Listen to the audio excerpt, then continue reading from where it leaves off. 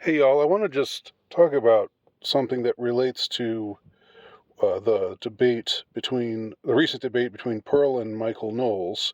It's on the Michael Knowles channel. Michael Knowles is one of the Daily Wire people, um, and they recently debated on his channel. There's also stuff on Pearl's channel about it, and uh, when it comes to this whole debate, I think I've talked about like the TradCon versus the MGTOW debate. I think I've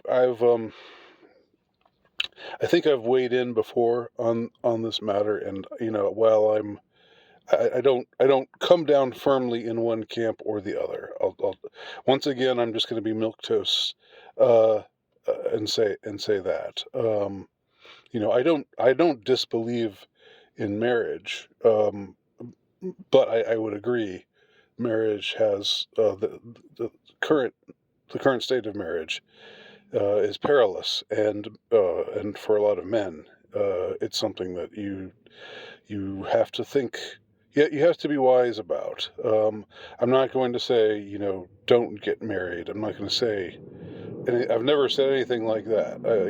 My response to if I know somebody, if a friend of mine is getting married, a wedding announcement, my response is congratulations, God bless you, that sort of thing, and not not in a passive aggressive way, like whoa, you don't know what you're getting into, but like really, I hope you have a good marriage. I hope it prospers, and so forth, because I think marriage and family is important. But on the other hand, MGTOWs and red pill people bring up a lot of good points. So and a lot of them say, don't get married. Men, it's the worst thing you could do. Why would you ever want to get married? Like they have a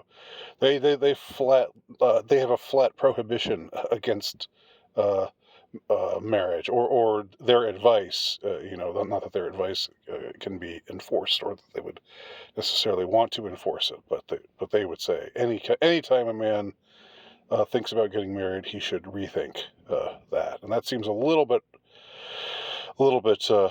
extreme, but I get it.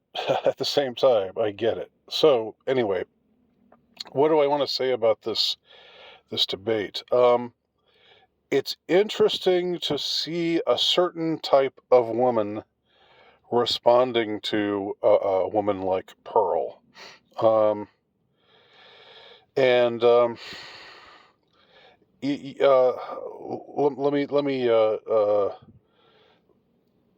me try to explain what I mean. Pearl is, if you're not familiar with her, she's very down on modern women, and she is a woman, but she's like very like she's pretty extreme in her disdain for modern women. Is it just an act? Is it something she's doing to gain followers? I don't. I really. Is she just grifting, quote unquote? I don't really want to. I don't really care about those topics. It's not important for me as far as what I'm trying to talk about here. And I'm going to try to be brief, by the way, because I think people don't necessarily like my 25-minute, 28-minute videos. I think they drop off pretty fast. So yeah, so I'll try to be more succinct than I've been recently. So there's a certain kind of woman who is quote unquote conservative in that she's religious, or sympathetic to religion and sympathetic to marriage and family, but who seems to have this hostility towards men that makes me think very much of feminists, of modern feminists, third wave, fourth wave feminists, contemporary feminists. Not the kind of feminists who just want women to have the vote, but the kind of women who think that who just make TikTok videos about how all men should be killed and so forth, and they're not being ironic. And nothing happens to them, interestingly, even though they're physically threatening half of the human race. Um, they still manage to keep their channels. Isn't that interesting? Um, would does not happen the other way around, which is part of showing where we're at right now. What kind of speech is tolerated and what kind isn't, and the double standards that are prevalent. But there's a certain type of woman who, when confronted with certain statistics that, about women overwhelmingly initiating divorce, uh, and doing terrible things in divorce court, making up stories, saying that their husband abused their children, doing whatever they can to keep the children away from him. I can't fathom. I don't know how you sleep at night. Uh, Whoever you are, this is not an anti-woman thing, but if you are, uh, if you're a man or a woman and you're divorcing, um, unless the person you're divorcing is somebody who's just a monster and who you think that the children would be in danger if they were with them. I don't know how you sleep at night trying to keep the children away from the person you're divorcing. The children they're loved by both of you. They should have access. Children need mothers and fathers both. The the the the kind of things that apparently go on in divorce court, in family court, and the kind of things that the kind of uh, things divorcing women seem to more commonly, the strategies that they seem to more commonly adopt, these absolutely ruthless, heartless, awful, evil strategies, where they just try to make it so that the man they're divorcing has no access to their children, or very little access to their children. I have no sympathy for anybody who behaves in that manner, and it seems that a lot of them are able to do it legally. That's a problem. That should bother everyone. That's not a gender issue. That's something that should bother everyone uh, who who values justice. Um, but um, but anyway, it seems that when confronted with the fact that 70 to 80% of women initiate divorce, um, and other sorts of things that show women in a negative light, um, and that women do terrible things in family court, divorce court, maybe at the initiation of their lawyers, but even if so, that's still not that's definitely not an excuse. They retort with something like, "Well, actually, the problem is men, because men are addicted to pornography." There's like this, and look, I think pornography is a problem. I think I'm against pornography, and the thing is, there's been this amazing shift in the last 15 years or so, uh, amongst men's groups, you know, uh,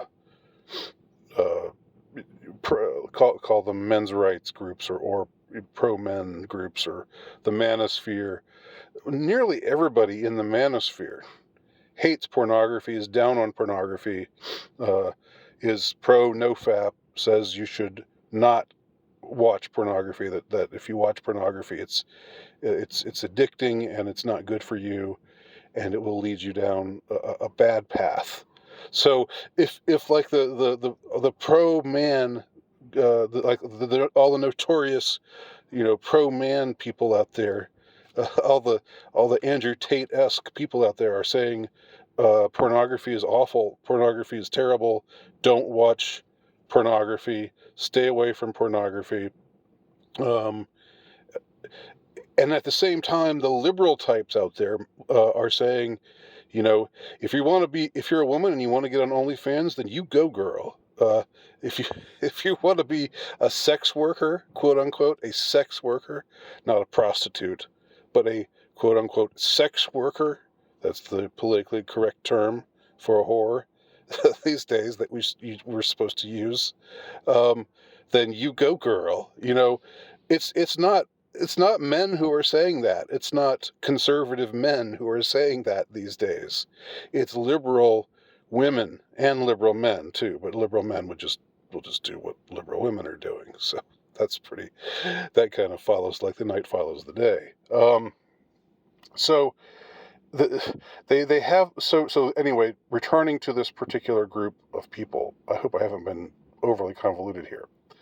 This certain group of conservative women who nevertheless seem to have this bitterness against men and who seem to think that the problems in marriage are a man's fault, even if the woman initiates. It's because the men just get addicted to pornography. It's like pornography just becomes the scapegoat to them. And it becomes a scapegoat for everything. Like I talked to this. I know I talked about this when it was a semi story. Like about I guess a few months ago in the summer of 2023 when Barbie was out, and people were saying that the actress who played Barbie, like somebody posted, she's just mid. she's she's not that beautiful. She's just mid. You go to any high school and there'll be she's like a 7. There's a there's girls like her in every town, and there's nothing extraordinary about her. And the reaction that women had, a lot of women had to men talking that way, the way that it triggered them. How dare you say that this beautiful actress is mid? Um, this just shows that you're all addicted to pornography. Because that's the only explanation for why you would say this actress is mid. I mean, um, like, what? What? Uh, there's this. Well, you're just all a bunch of pornography addicts. You men are just you're a bunch of pornography addicts. Um, it's like this remarkably out of touch uh, um, perspective that a lot of, I would say, supposedly conservative women have concerning men, when it's conservative men's groups who are saying pornography is bad, avoid pornography, practice nofap, porn is bad for you, and it's the liberal types who are saying, hey, porn is good, porn is wonderful.